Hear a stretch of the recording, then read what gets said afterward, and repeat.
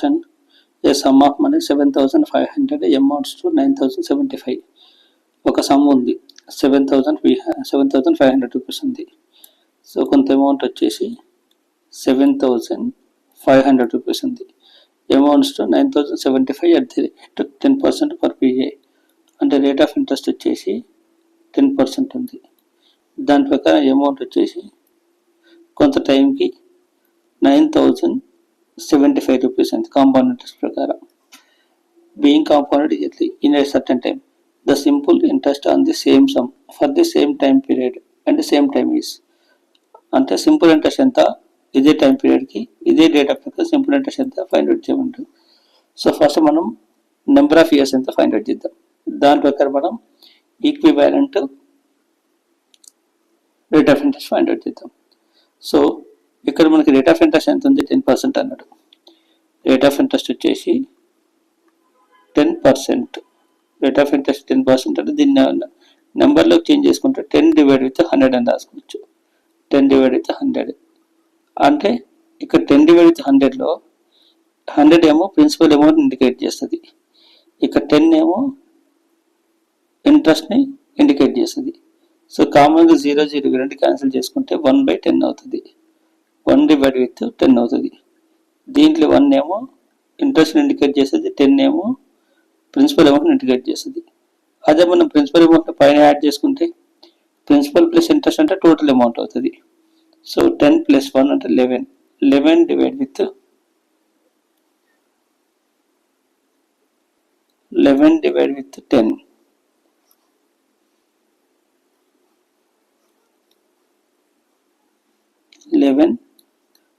Divide with 10 అంటే ఇదేమో total amount indicate చేస్తుంది, ఇదేమో ప్రిన్సిపల్ అమౌంట్ ఇండికేట్ చేస్తుంది. అంటే మనకి ఇక్కడ ఉన్నట్టు అంటే ఇది ఈ రేషియో అనమాట. ఇదంతా టోటల్ అమౌంట్కి ప్రిన్సిపల్ అమౌంట్కి రేషియో ఇది. అయితే మనకి ఇక్కడ టోటల్ అమౌంట్ ప్రిన్సిపల్ అమౌంట్ ఏముంది, టోటల్ అమౌంట్ వచ్చేసి 9,075 రూపీస్ ఉంది. 9,075 రూపీస్ ఉంది. ప్రిన్సిపల్ అమౌంట్ ఏముంది, 7,500 రూపీస్ ఉంది. అంటే మనం ఇప్పుడు ఏం చేయాలంటే ఈ రేషియో మనం దీంట్లో కన్వర్ట్ చేసుకోవాలి. అప్పుడు మనకు నెంబర్ ఆఫ్ ఇయర్స్ వస్తాయి. ఎలా కన్వర్ట్ చేసుకుంటే కామన్ ఫ్యాక్టర్స్ క్యాన్సిల్ చేస్తాం. First 5 1s 5, 5 8s 40, 5 1s 5, 5 5s 25, 5 1s 5 5s 0 0. Next 5 3s 15, 0 0. ఇక్కడ 5 3s 15, 5 6s 30, 5 3s 15. Again 3 cancel చేసుకోవచ్చు. 3 × 100. ఇక్కడ 3 1 2 1 అంటే ఫైనల్గా మనకి ఏమొచ్చింది, ఇక్కడ మనకి 121 divide with 100. Odd number, even number, there are no common factors. So నేను ఏమని చెప్పింది, నేను ఇనిషియల్గా 11/10 ఫామ్లో చేంజ్ చేసుకోవాలని చెప్పిన. అంటే 11/10 ఫామ్లో చేంజ్ చేసుకుని దీన్ని 11 అంటే ఏమవుతుంది, దీన్ని 11² అని రాసుకోవచ్చు. 100 అంటే 10² అని రాసుకోవచ్చు. అంటే 11/10 అంటే సో అంటే ఇక్కడ నెంబర్ ఆఫ్ ఇయర్స్ ఏమవుతుంది, 2 ఇయర్స్ అవుతుంది. నెంబర్ ఆఫ్ ఇయర్స్ 2 అవుతుంది. రేట్ ఆఫ్ ఇంట్రెస్ట్ వచ్చేసి 10% అవుతుంది.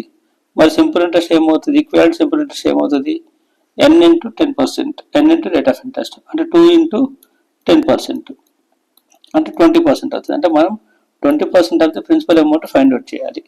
సో 20 × ప్రిన్సిపల్ అమౌంట్ ఎంత ఉంది, 7,500 అని ఇచ్చిండు.